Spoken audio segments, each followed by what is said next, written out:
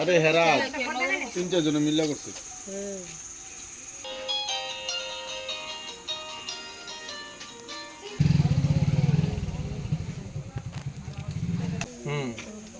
খাইছে মনে বেশি করেছে না ঘটনা তো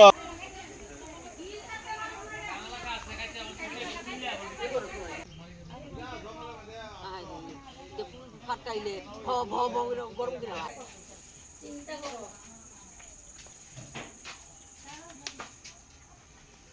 আমার ছেলে স্কুটি বিক্রি করছে আজকে থেকে 3-4 দিন আগে।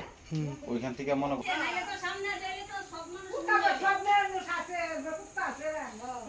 মনে করেন কেউ বাড়িতে নাই বলতে আমার বড় ছেলে বাড়িতে আসলো।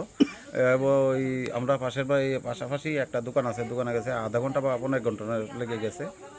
তো সে আইয়াসেরা ঘরে আইসে, ঘরে আইয়া দিয়ে জানলা টানলা সব কিছু কাটা, জানলা সিটকেন লাগে গেছে, আইয়া দিয়ে জানলা টানলা কাটা, বাকি জিনিসপত্র সব লন্ডভন্ড হয়ে গেছে। ঘরের মধ্যে কিছু নাই। ঘরের মধ্যে আমার ক্যাশ টাকা আসলো 29,000 টাকা ক্যাশ, আর একটা টুপার মধ্যে আমার ছোটো ছেলে কিছু পয়সা জমাইতো, ওইটার মধ্যে মনে হয় 5,000 টাকা আসলো। এটা ভেঙে টাকা পয়সা নিয়েছে। আর আমার মিসেসের একটা চেইন আর এক জোড়া কানের আর 3টা দামি শাড়ি আসলো। এটি এখন পর্যন্ত এটি আমি জানি ঘর থেকে এটি নাই হয়েছে। তারপরে এখন সবটা ক্ষতিনাতি করে যদি দেখি হয়তো সম্ভব হইতে পারে আরও কিছু নাই হয়েছে। দেখি মনে হয় আপনি ডাকাত দলের হামলা হয়েছে এবং কিছু হয়েছে মনে হয়তো। ডাকাত দল না, মানে এটা ডাকাত দলের তো ডাকাত তো হন নাই। পাড়া প্রতিবাসী অক্ষণ যে ইয়ং জেনারেশনের ছেলেরা যা নেশাগ্রস্ত অবস্থা থাকে, ওরা ছাড়া তো এই কাজটা কেউ করতো না। ভালো সভ্য সমাজের মানুষ তো এইসব কাজ করতে পারে না, তারা ছাড়া আর এই জিনিসটা কেউ করতো না।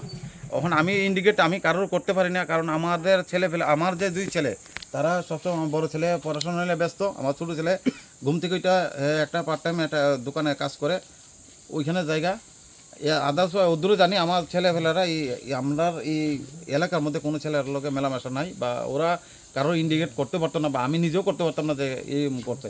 কিন্তু আশেপাশে কিছু ছেলেরা আছে যেটা নাকি তারা নেশাগ্রস্ত অবস্থা থাকে, হ্যাঁ, কোটা মোটা খায়, সভ্য সমাজের মধ্যে তারাই একমাত্র এই কাজটা করতে পারে, এছাড়া আদারস কেউ করতে পারতো না এই জিনিসটা। কয়টার সময় আনুমানিক ঘটনাটা আনুমানিক হয়েছে আপনার 1:45 থেকে আপনার 1:30টার মধ্যে এই কাজটা হয়েছে।